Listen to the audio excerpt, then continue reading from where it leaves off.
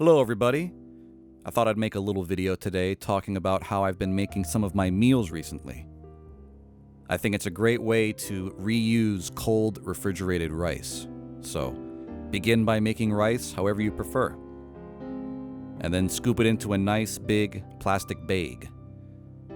And toss that into your favorite refrigerator. Make a whole bunch of rice, ice it down, and it's ready to go. Oven on 425 for our chicken thighs. Nice metal skillet on medium-high heat, a pat of butter to get things started. We're going to go for 2 heating methods here. A hot pan to give us a nice sear on the outside of these chicken thighs, and then they'll get finished off in the oven. Season them however you'd like, and the goal here is just a nice dark brown color on the outside.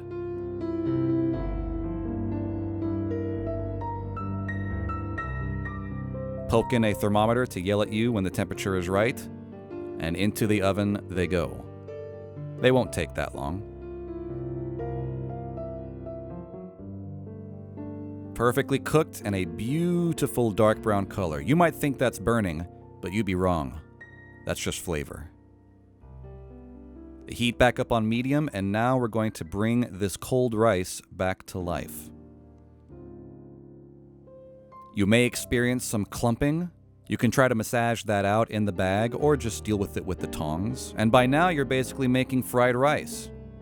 The rice is going to get very tasty cooking in that chicken fat, and you can make this as roasty toasty brown as you like.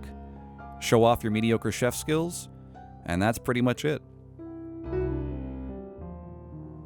Onto the plate. Add whatever you like, even vegetables. Just don't make too much rice like I did.